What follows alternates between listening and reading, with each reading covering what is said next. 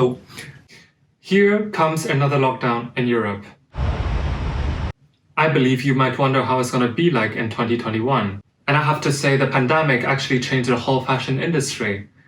And the biggest change, I would say, is the shift to digital.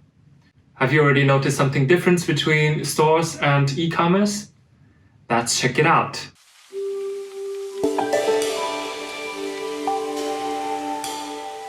Hi everyone, welcome to Fashion Brief. It's almost the end of 2020 and most of the countries are having a hard lockdown now. Maybe I like to stay at home, so I think it's okay. Oh no, I still miss going to museums and operas, oh no. Alright, as most of us are staying at home, meaning our purchase behavior is changing. For me, I started to shop a lot online.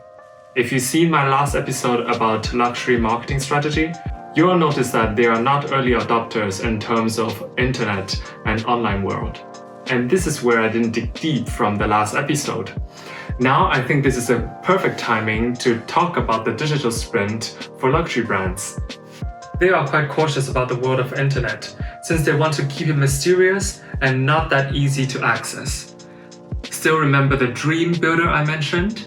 I believe that you wouldn't want to buy something that is everywhere on the street. Well, I think it still depends on different culture and different taste. But in general, scarcity is really important for luxury brands. I have to say, due to the pandemic, the luxury and fashion sector is changing much faster than before, from the way of presenting fashion shows and also the selling mode. I would say it's a perfect timing for change and reinvention for their existing business model. Just as Churchill once said, planning is useless, but having a plan is indispensable. Brands should have more strategic plans for moving from physical to online. As the continual lockdown taking place this year, many discussions are surrounded by whether physical fashion shows can still take place. Actually, before the pandemic, brands like Gucci has already decided not to follow the fashion show's time schedule. But the occasion makes brands to ponder over other creative approaches to launch a fashion show. I have to say that there are plenty of unforgettable digital-only fashion shows launched this year, such as the first fashion show of Raf Simone and Miuccia Prada for Prada Spring-Summer 2021. They invite fashion editors, influencers and models to a virtual room for live viewing and discussion. Prada creates a virtual fashion show experience and brings people together online. Digital fashion show is really hard to generate the same excitement of the physical ones. According to the statistics of Tribe Dynamics, the earned media value within 48 hours is still less than the show in Spring-Summer 2020. However, I still think it's a big leap for Prada. Personally, I like the Q&A session with Miuccia and Simone. It offered consumers the kind of access normally reserved for top critics.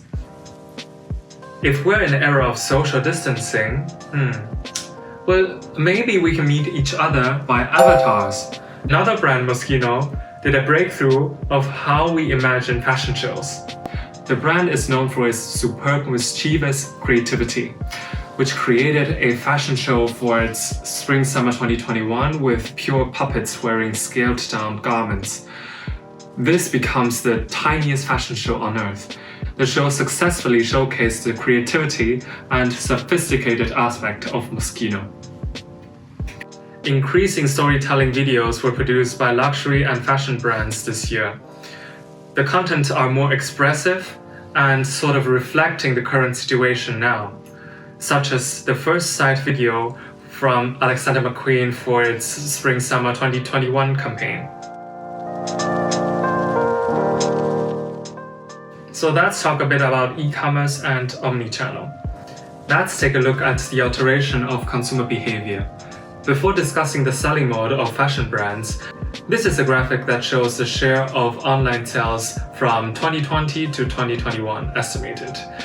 It is based on the State of Fashion report of Business of Fashion and McKinsey. As you can clearly see that the online sales increased from 2019 to 2020 in USA, Europe and China, and it is estimated to remain high in 2021. It emphasized again there is a digital shift within luxury and fashion brands. So how many fashion e-commerce platforms do you know? Farfetch, My Theresa, Yoox, Net-a-Porter, Zalando, Matches Fashion, Moda Operandi, and for China there is Jingdong and Tmall's luxury pavilion from Alibaba. Well, not only e-commerce but also the emerge of different selling modes, such as live streaming becomes very popular in China. You can see plenty of Douyin videos, so to say TikTok in China, about selling products via live streaming. Not only sales rep, but also influencers are also participating to sell products live. Especially Instagram, for instance, strengthened its social commerce options now. As you can see from the platform, the shop option has become a separate section. Live streaming in China is deemed as an alternative way to reach out to consumers from lower tier cities because they are not necessarily having the access to physical stores. However, in my point of view for luxury brands, it's important to control the content quality to make it consistent. With some practice such as reservation for fitting or buy it online and pick it up in the store have long existed in the market. They become more popular in 2020.